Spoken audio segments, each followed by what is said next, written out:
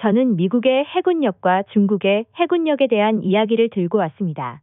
미 해군은 두 차례의 세계대전과 냉전에서 승리로 이끌었으며 오늘날에도 강력한 전투 능력을 유지하고 있습니다.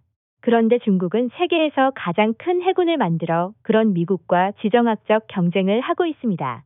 오늘날 중국은 강한 군사력을 이용하여 미국의 주요 동맹인 대만을 침공할 것을 위협하고 있습니다. 현재 중국과의 긴장은 계속 증가하고 있으며 미 해군은 만약의 사태에 대비하여 항시 준비를 하고 있습니다. 미 해군은 전 세계적으로 약 100척의 함선이 작전 중에 있다고 하며 그중 대부분은 태평양 지역에서 운영 중입니다. 미 태평양 함대는 미 해군 전체의 60%를 차지하는 200척의 함선과 15만 명의 선원 및 민간인으로 이루어진 최강의 함대입니다. 7함대의 사무엘 파파로 해군 제독은 해외 방송과의 인터뷰에서 중국은 약 40년 전보다 350척의 최대의 함선을 보유하고 있다고 말했습니다. 미국 중앙정보국 CIA에서 입수한 정보에 의하면 중국은 2027년까지 대만을 무력으로 되찾을 것을 시진핑 국가주석이 명하고 그 준비를 하는 것으로 알려졌습니다.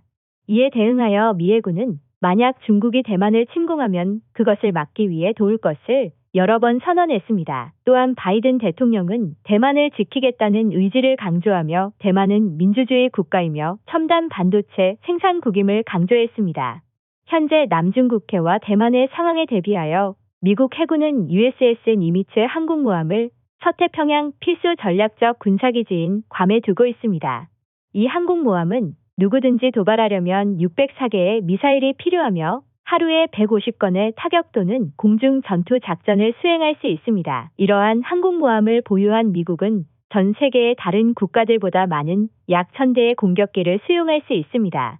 반면 중국은 현재 2개의 작전 가능한 항공모함을 보유하고 있지만 이것들은 디젤 연료 항공모함입니다. 미국은 이에 비해 11개의 원자력 항공모함을 보유하고 있으며 이것들은 전 세계의 다른 국가들보다 더 많은 공격기를 수용할 수 있습니다. 미국은 남중국해와 괌 지역에 제7함대가 머물고 있고 국제법이 허용하는 곳이라면 어디든 항해할 수 있다고 말합니다. 최근 중국이 남중국해에서 공격적인 행동을 취하고 있어 주변 다른 국가들은 미국과 군사적인 관계를 더욱 강화하고 있습니다. 최근에는 영국, 미국 및 호주는 태평양을 순찰하는 공격 핵잠수함을 공동 개발하기로 약속하는 역사적인 협정에 서명하기도 했습니다. 중국이 대만을 통제하려는 또 다른 이유는 중국이 태평양으로 직접 접근하기 위한 전략적 열세라는 것입니다. 더구나 대만은 세계 상업의 약 50%가 운송되는 중요한 해상 노선에 위치해 있으며 중국이 이곳을 봉쇄한다면 국제 무역에 큰 영향을 미칠 것입니다. 중국은 미국이 서태평양 안에서 작전을 하기에 미국을 직접 공격하기 위한 특정한 미사일도 개발하고 있습니다. 중국 국영 매체에서는 중국군이 D-21과 D-16과 같은 장거리 정밀 유도 무기에 많은 투자를 하고 있으며 이 무기들은 미국 함선을 목표로 광활한 사막에서 연습하고 있다고 보도했습니다. 그러나 서태평양은 중국의 뒷마당이 아니며 많은 동맹국과 조약을 맺은 인도 태평양 지역입니다. 미국 해군은 중국의 미사일로부터 회피하는 방법뿐 아니라 괌 부근에서 효과적으로 대응할 수 있는 방법도 계획하고 있습니다. 중국은 권투 선수처럼 미국보다 더 긴 팔을 가지고 있지만 미국은 팔이 짧은 복서처럼 발을 잘 조정하고 기동성을 유지하는 등의 방법으로 중국에 대항할 수 있습니다. 미국과 중국 간의 해상 전투에서 미국이 중국보다 우위를 특정할 수 있는 것은 로스앤젤레스급 어택 잠수함입니다. 이들 잠수함은 세계에서 가장 능력이 높은 잠수함 중 하나이며 미국은 태평양을 돌아다니는 약 12척의 원자력 잠수함을 보유하고 있습니다. 이러한 잠수함은 추적과 탐지가 어려워 중국은 이 문제를 해결하려는 많은 노력을 기울이고 있다고 합니다.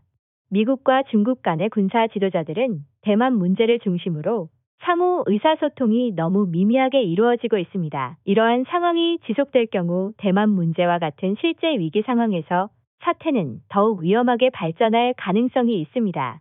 또한 몇몇 미국 국방부 내부 소스들은 대만 침공 시 우주 전쟁이 일어날 가능성이 있다는 우려를 제기하고 있습니다. 이러한 위협은 미국의 도시에 대한 사이버 공격 및 서부 해안의 파괴와 같은 실제 결과로 나타날 수도 있습니다.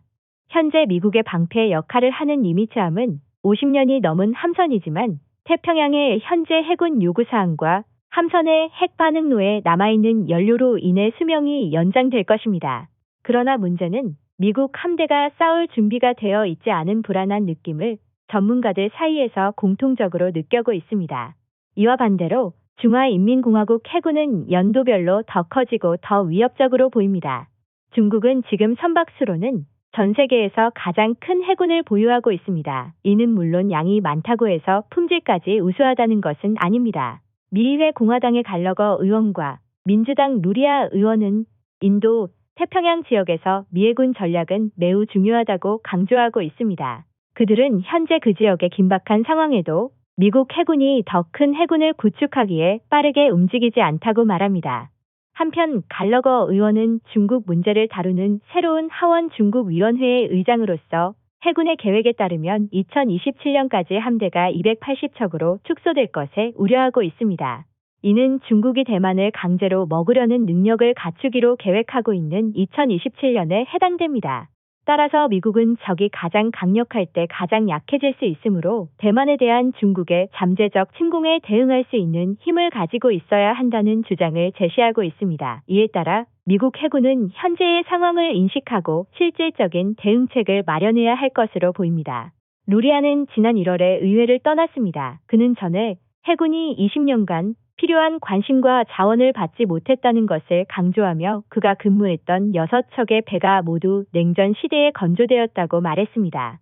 마이크 갤러거와 일레인 루리아는 지역 내 또는 인근 조선소에 대한 정부 자금 지원을 촉구해왔으며 이는 국가 안보와 관련이 있음을 주장했습니다. 해군은 지난 20년간 2조 5천억 달러를 투자하여 실패한 두 가지 프로젝트도 지적하고 있습니다. 주멀트라는 구축함 종류는 미래적인 전투함선으로 32척이 주문되었지만 그중 3척만 진수되었습니다. 각 배의 비용은 80억 달러 이상으로 이는 해상에 진수된 3척의 가장 비싼 구축함이 되었습니다. 또 다른 실패한 프로젝트는 얕은 물에서 빠르게 질주할 수 있는 다목적 전투함인 연안 전투함 LCS입니다. 이 프로그램은 300억 달러 이상의 투자 끝에 해군 내부의 구조적 결함과 엔진 문제로 인해 중단되었습니다. 이러한 실패로 인해 해군은 선박 건조 분야에서 많은 시간을 잃어버렸습니다. 연일 중국은 미국의 방위 자세를 공격적이라고 여기고 중국 외교장관은 방지 정책을 중단하라는 발언을 했습니다. 이는 갈등으로 이어질 수 있다는 것을 시사합니다. 하지만 반대로 미국은 동맹과 파트너들에게 그 해상 노선이 개방되어 있음을 보장하고 안심시키기 위해 존재하며 중국의 잘못된 생각은 뼈아픈 상처가 될 수도 있다는 것을 더 강조합니다. 전쟁은 일어나서는 안 되지만 일어난다면 꼭 이겨서 모두가 원치 않는 욕심을 부리면 어떻게 되는지 보여줄 것입니다. 중국은 우크라이나와 러시아 사이의 전쟁을 보면서 전 세계 많은 국가들이 민주주의를 수호하기 위해 끝없는 도움을 주고 있다는 데 놀랐을 것입니다. 중국이 미국만큼 많은 동맹을 끌어오기는 쉽지 않고 사실상 가능하지 않습니다. 중국이 유일하게 미국의 손이 가지 않은 아프리카 국가들에 기대어 볼 수는 있겠지만 역시 소용없는 일입니다. 러시아도 이번 우크라이나와 전쟁을 지속하느라 가진 게 없습니다. 그러대도 중국몽을 이루려면 확신이 없는 전쟁터에 수없이 많은 자국민을 희생하여야 할 것입니다.